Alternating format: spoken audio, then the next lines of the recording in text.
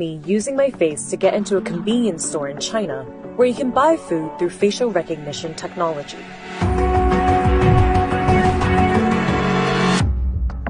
Using your face to buy food is already a reality.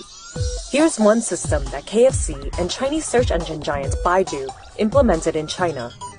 KFC's system even remembers your face and food preferences so it can better recommend you new products.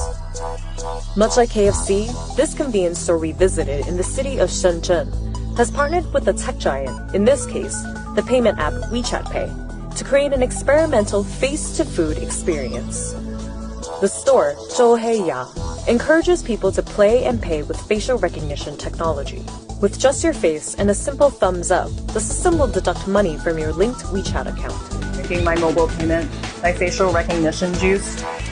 I come get this. This may feel very dystopian, but facial recognition has apparently been a welcomed advancement in big cities in China. So in China, the facial recognition is quite popular. In some scenarios, we try those face recognition techniques. So you don't have need to bring your mobile phone anymore. You simply show up and you take things away and it will directly be deducted from your account. To grasp how close China is to making facial recognition a reality, you first have to understand how close they already are to being a cashless society. Much of this has to do with WeChat Pay and its competitor Alipay, which both use QR codes to complete transactions. According to Professor Ou Yang, in 2017, mobile payment transactions in China added up to $20 trillion, almost double China's annual GDP. WeChat is what's known as a super app. You can send money, text friends, make dinner reservations, and much more all in one space. And this makes WeChat indispensable to everyday life. 即係話我哋咧，大部分人都係用緊微信。微信支付咧係個好神奇嘅嘢。This is my cousin, a Shenzhen native, and I roped him in to give us his perspective on how ubiquitous WeChat has become. 我平時出去都唔帶銀包㗎啦，銀包太大隻啦，冇手機咁方便。我手機可以代替到銀包所有功能。QR codes, WeChat Pay, and Alipay have become the norm. 你可以喺路邊停車嘅時候交費。 或者你甚至可以處理你嘅交通違法。These payment apps are so powerful that they have the potential to replace banks for the users. For example, you can borrow money on your WeChat app. If I press this, they will evaluate your credit profile. This amount is the equivalent of an $8,000 loan.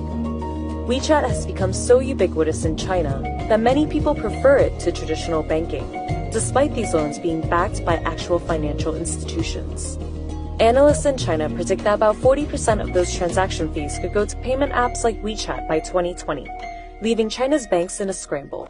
The bank are annoyed because they only see numbers of money goes to Alibaba, go to WeChat. Those bank senior officials talk to me considering different ways of how to compete with those new institutions. And so far, they don't come up with very good ideas, but we're still trying. With the wide use of QR codes and mobile payment apps, Professor Ou Yang sees facial recognition as the obvious next step. But convenience is just the silver lining in what could be a sophisticated form of mass surveillance. Already in Shenzhen, facial recognition is being used to catch jaywalkers. 3 fugitives were caught at massive concerts this year through facial recognition technology. And in the highly policed province of Xinjiang, facial recognition is used to track Muslim Uyghurs. There's a rumor that China is the safest country in the world. In Shenzhen, when you walk in the street, you'll see a lot of cameras. It sounds like a police state, right? But in China, if you don't do anything wrong, what do you fear? Traveling in China has become nearly impossible without the use of QR codes and mobile payment apps. And a future with facial recognition may not be that far off. 一般如果你而家係想用現金嘅話咧，喺一啲小鋪頭嗰度，你攞一張100蚊嘅出嚟，佢甚至冇散紙可以找你，係。Is the price of convenience worth the huge loss in privacy? to leave us with some words from the late and great Prince, who gave this speech at the Yahoo Internet Life Awards in 1999. Don't be fooled by the internet. It's cool to get on the computer, but don't let the computer get on you.